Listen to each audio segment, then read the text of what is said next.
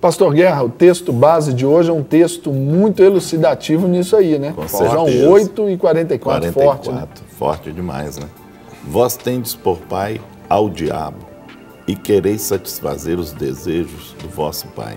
Ele foi homicida desde o princípio e não se firmou na verdade, porque não há verdade nele. Quando ele profere mentira, fala do que lhe é próprio, porque é mentiroso. É pai e pai da mentira. É mentiroso e pai da mentira. No texto que fala assim, uma língua mentirosa aborrece a Deus, né? Nós estamos falando sobre as 6 coisas que aborrecem a Deus, né? Por isso a nossa língua deve estar sempre debaixo do controle do Espírito Santo.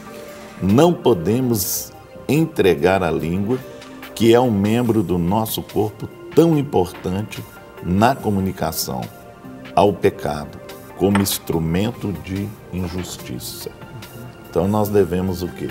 Controlar a língua o máximo que a gente puder.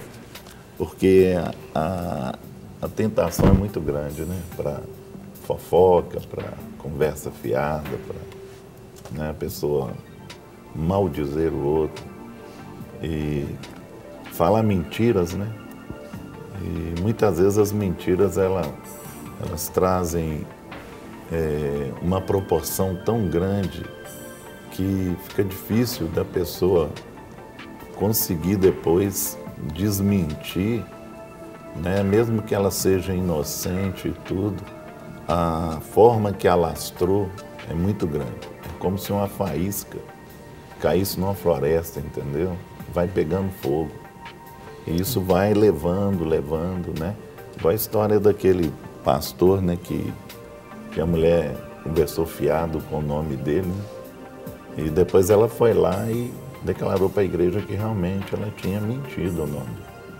Aí ele a levou no monte, pegou um saco de pena, cheio de pena pequenininha, e soltou naquele monte ali, e o vento levou as penas para tudo quanto é lado. Aí ele falou com ela, agora você cata pena por pena e coloca dentro desse saco. Ela falou, mas como é que eu vou fazer isso? Pena voou para tudo quanto é lado. Ele falou, foi o que você fez comigo. Como é que eu vou saber até onde alcançou essa conversa sua?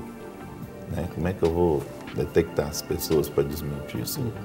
Então, muitas vezes é uma coisa muito forte, né? E a mentira, pastores, ela produz em nós que eu posso dizer, um efeito cascata, né?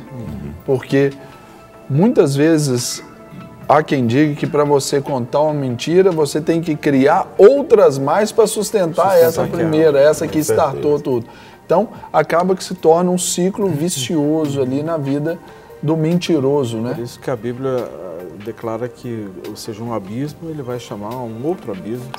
E cada vez um outro abismo para você poder sustentar aquela mentira que foi criada, né? Em Provérbios 14:25 diz que a verdade liberta, mas a mentira gera escravidão, né? Então a mentira escraviza as pessoas, né? Por quê? Porque está, na realidade, só suprindo o seu próprio pai, né? Que nós acabamos de ler aqui, que é o pai da mentira, que é Satanás. E um dos pontos de Deus detestar a mentira seria essa, pelo fato de ser algo próprio do diabo, e tendo o diabo, conforme o texto ali, especificado como o pai da mentira.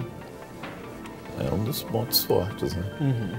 Porque a mentira gerou já no próprio Satanás, e ele é que lança essa semente na vida da pessoa. Desculpa. Ele que cria essas ideias mentirosas e leva a pessoa a mentir e até a construir um personagem em cima disso. Porque muitas vezes a pessoa mente tanto que ela acaba criando um personagem para ela viver esse personagem mentiroso.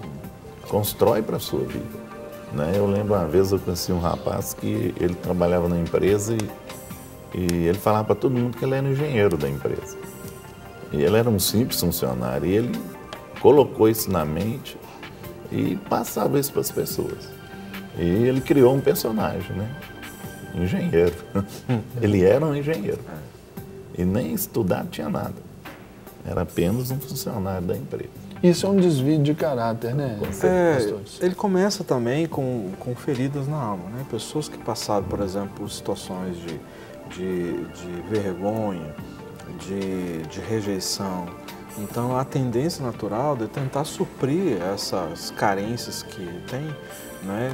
Tentando viver uma coisa que ele não é, né? Tentando aparentar para as outras pessoas, né, uma coisa que verdadeiramente não consegue ser. Então, essa questão da sua baixa autoestima, por exemplo, né, alguém que foi extremamente envergonhado, né, foi rejeitado, às vezes dentro de casa, no lar, a questão do bullying, por exemplo, também, que acontece muito nas escolas, vai gerando na pessoa, então ela cria um mecanismo de autodefesa.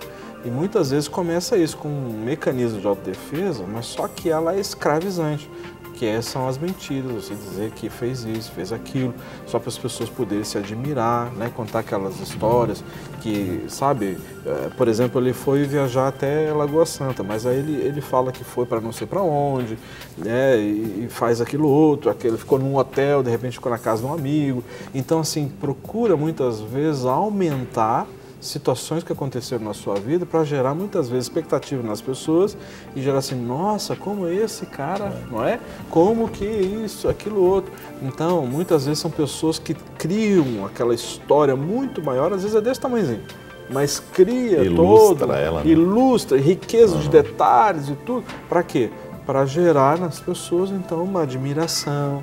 Mas, puxa, né, como que o fulano ele é inteligente, como ele é isso, como é aquilo outro. Mas só que isso é um engano, é uma mentira. Né? Então, a mentira gera o quê? Uma escravidão. A pessoa se torna escravizada. Eu trabalhei com um cara que até a casa dele, ele construiu para as pessoas que ele morava na mansão, entendeu? Então, assim, tudo que ele tinha vontade de ser, ele começou a viver aquilo.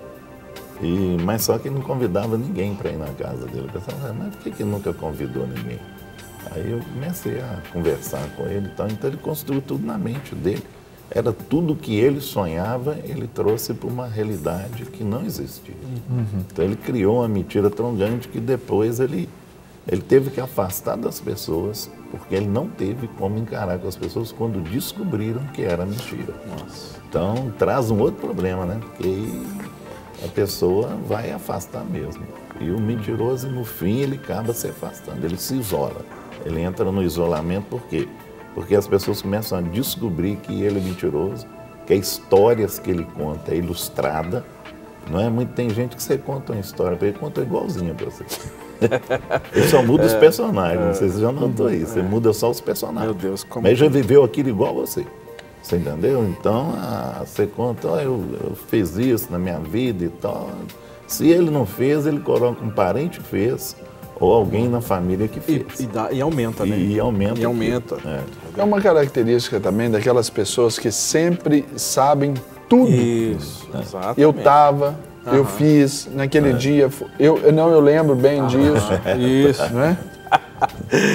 As histórias, né? Ele cria e ele quer estar dentro do contexto, você entendeu? Então, né, essa pessoa que eu falei que queria ser engenheiro, que falou que era engenheiro, uma vez eu perguntei, ele falou assim, eu queria participar de tudo e eu só